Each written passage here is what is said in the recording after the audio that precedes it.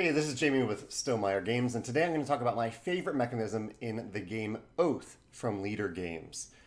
Oath is about a lot of different things. You can find out about what the board game is on other channels. I'm here to talk about one specific mechanism that I thought was really clever in Oath, and that is the idea that there are secrets in the game.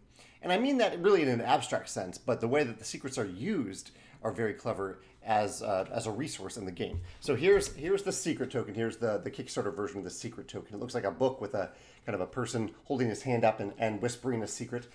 And this is one of the resources in the game. And I've seen a lot of resources repeated from game to game. That in many of my games, I've used like pumpkins in multiple games at this point.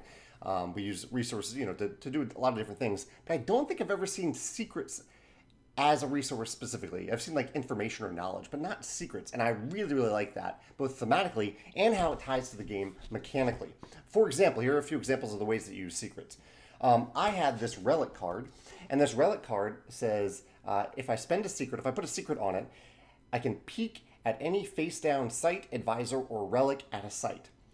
I love this thematically. Like you're using a secret, you're essentially exchanging information or using the information you have to barter in exchange of learning about a face-down site, advisor, or relic. You're learning about some other information by sharing your secret with somebody else.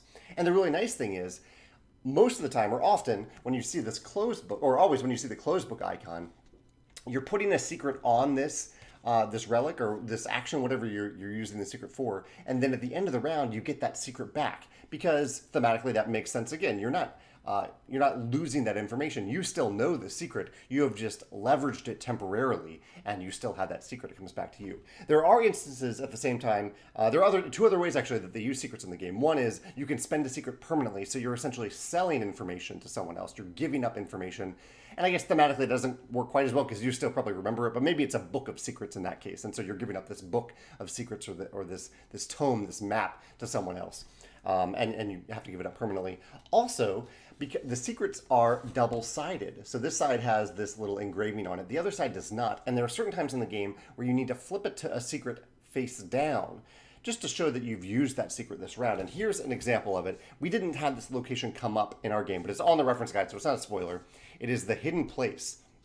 And it basically says you can't travel to the hidden place unless you turn a secret upside down. So you have to use the secret to actually travel to the hidden place, which makes perfect sense. It's a hidden place. You have to kind of use your secret, or maybe gain that hidden information from someone else, or essentially like a path to a place that's hard to get to, and you're using that information to get to that hidden place. I love that thematically. And there are a lot of other little touches in the ways that secrets are used. You can see on this guide, there's several different places. It's here, it's up here. Secrets are used all throughout the game because there really aren't many resources in the game. There's your supply, there's money, which I think is called something else like influence, and there's the secrets. So I don't know, this was just a nice reminder that there are a lot of different resources that you can use in games, and I thought this was a really clever way, a really clever use of a resource that I haven't seen in a game before, and I love how it's tied to the many different mechanisms in the game. So the advisors, the relics, the locations, and probably stuff beyond that and the sites as well, things that I haven't even seen in the game. I guess for reference, we played a 4-player game of Oath, the first game, and we will be playing one more game to see how the stuff that carries over from the first game impacts the second game, or if it doesn't impact it. We'll see.